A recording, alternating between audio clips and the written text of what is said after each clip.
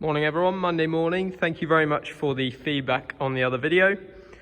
Job number one of this week is just tidying up some of the empty bags that we used during the fert spreading. There's definitely two downsides to granular fert. One is logistics of the full bags, and then secondly is basically sorting out the empty bags. They can be a bit of a pain, so yeah, just stuffed the bags inside one another and got 9 full bags of empty fert bags. So going to take that down the road to the other farm where we store the plastics, and then they'll go off to Y Value Recycling at a later date. We also need to get the shed cleared out for potato seed coming in. Some of you might have spotted the agri-fac in the other video. That's the old combine, which is apparently sold and should be going. And yeah, dropped the spreader off this morning so Alex can go sumoing. And we will carry on ferting the wheat tomorrow and then spud fert after that on the ground which John has been ploughing. So there we go, bit of an introduction to the week.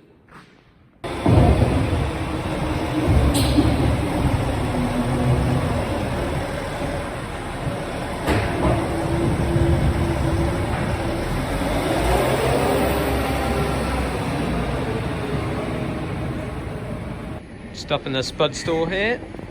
I've had 2,000 tons of potatoes in the shed, but obviously one side gone, and these are Innovator here, which are going this week and next week. So we've been looking after them with the restrain machine up there, which uses ethanol and turns it into ethylene gas to basically stop these chitting as a replacement for CIPC. So it's the first year we haven't been able to use CIPC, and this is like one of the systems which McCain's are pushing growers to use. So they are, as you can see, they have got sprouts on them, but what the restrain does is, try and focus it, mean that they just come off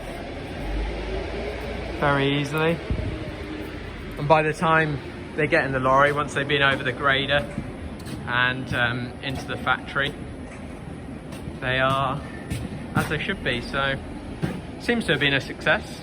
I think it's more expensive than CIPC, and we have to recirculate the shed 3 times a week at the moment. But yeah, they'll gather data and see what it's like.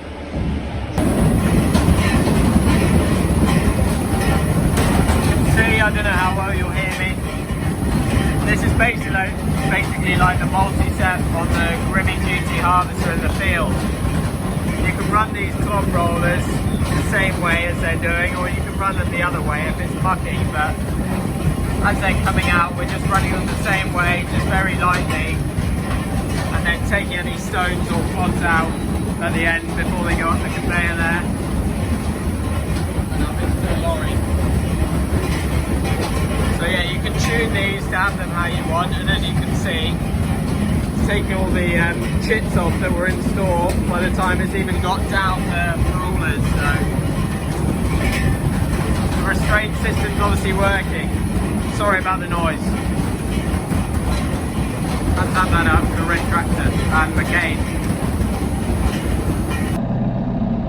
Just been having a sort out now in the fert store down here.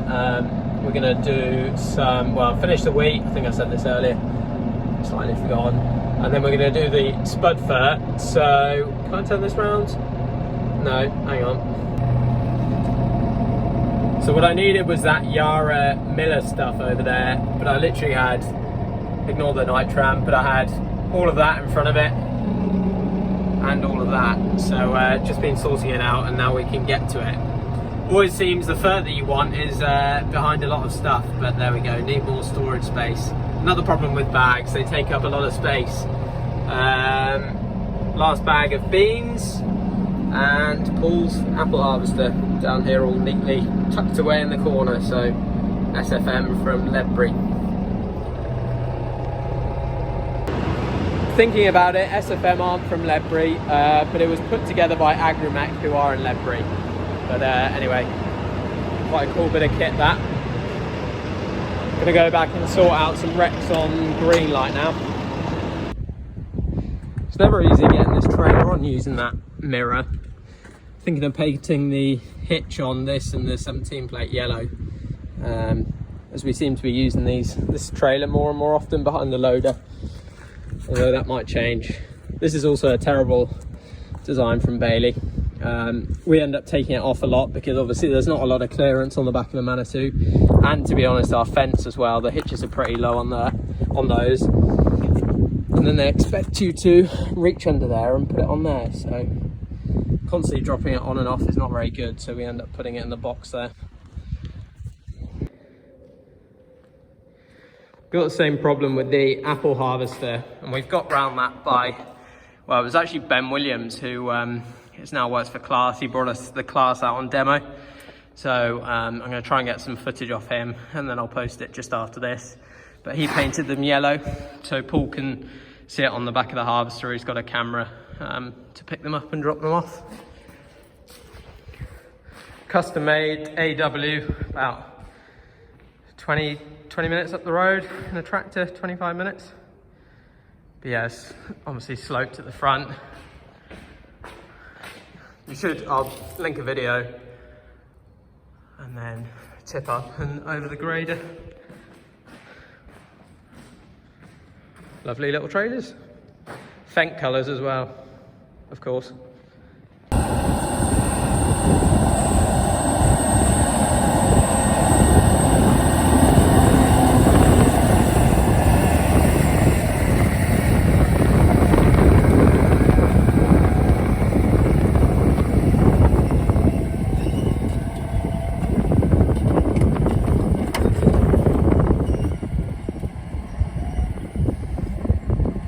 We are on Tuesday morning now and back out fert spreading. I don't know if you can see the dark and the lighter areas. So this bit in the middle is where I haven't spread, and there's still got dew from the morning. The outside I've spread and it's obviously knocked all the water off it. Just kind of quite cool really. My theory might be completely wrong, but we'll see when we turn around. I genuinely think my theory is actually right. You can kind of see it more clearly going down now. So obviously just come up there, it's spread that side. And doing the headland, it's spread out to there. That's quite cool really. And also you usually get a lovely view from up here, but it's kind of cool to see it when it's all misty and like it is. So this is a field called Crumpless anyway, and this is wheat after potatoes, so this would have been drilled in October time with a Ploughing combi. You can just see how much further behind it is than the stuff in last week's video up near the windmill, which was well on in comparison to this. So yeah, it's also a bit wet down the bottom of this field as well. But yeah, finishing the wheat and then moving on to potato fertiliser. And you'll have seen John ploughing for the spuds a bit earlier in this video.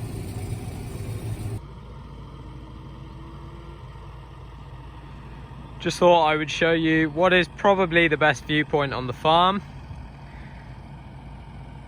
So over there you've got Hay on Wye, that's Hay Bluff in the distance, but a great vista. Not the best wheat up here in comparison to others, but yeah, cracking spot nonetheless. Had Alex film me here on the first pass on the wheat, so I will put that video up now that he has kindly edited, and that will probably end the video for today. So or this episode anyway. We've got spud fert going on tomorrow, and then just got a few other things going on, so before we start planting next week. But yeah, cracking view. Enjoy Alex's video and see you again in another video. And probably if the class stuff hasn't been in, I'll get Ben to send it over and do it in another video. If it's in, then you've seen it. So there we go. I'm gonna do some work for once.